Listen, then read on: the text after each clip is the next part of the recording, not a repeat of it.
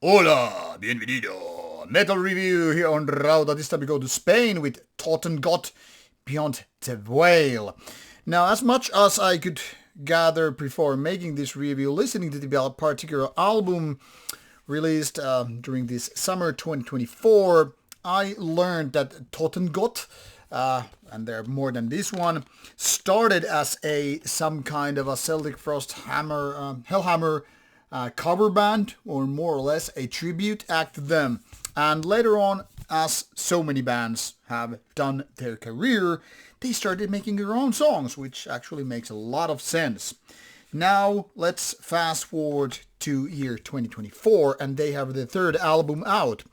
Not exactly the kind of music you would expect a Spanish extreme metal band to have, with the exception, and of course there are bands coming from war metal territory and beyond, so maybe not as unexpected than one might think, but yeah, really didn't picture a Hellhammer Celtic Frost band, tribute and worship band coming from Spain, because most of the bands I've heard from Spain are either black metal, thrash metal, or something else.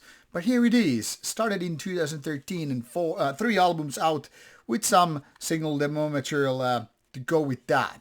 What do we know about this stuff? Now, first of all, I want to tackle this question. Genre, doom slash black slash thrash metal.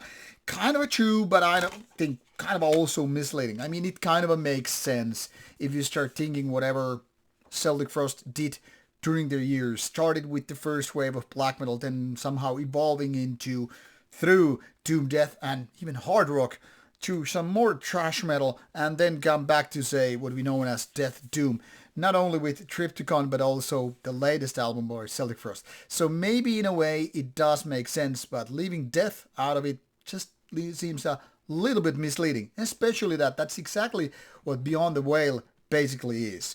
Now, one might argue that, yeah, sure, there is thrash metal when we're talking about Celtic Frost material all in all. But I wouldn't say you find a lot of that with Beyond the Whale. I mean, especially if you're thinking of old school thrasher parts, this doesn't really sound like trash or any of that stuff. And doom thrash, does that stuff even exist? Come on, I mean, they're like opposite directions.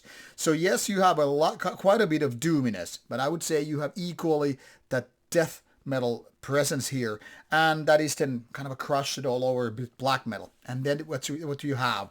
But depends, of course, what you're thinking of when you're thinking of Celtic Frost, like which era you're gonna put this roughly into. Now, if you're expecting the early stuff, the early first wave of black metal stuff, with Totengott, you're gonna be disappointed. I would rather say go for Dark Throne's Panzerfaust and you get closer. Of course, there are other bands which are closer to that direction. Basically anything worshipping the first wave of black metal, but that's not what Totengott is all about. More so, this is closer to what you would find. I mean, I'm not the one putting these opinions here, but if you take a look at here, Celtic Frost is mentioned, yes, as the number one, but Triptykon almost equal amount of votes. Personal, I would say, yeah, well, both like this.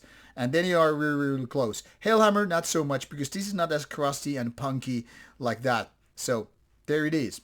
So, Beyond the Whale is basically what happened with Triptykon and latest Celtic Frost. Roughly that era, which is very, very much, in my opinion, once again, in the death doom territory. It's heavy, it's dark, and it's kind of old school also.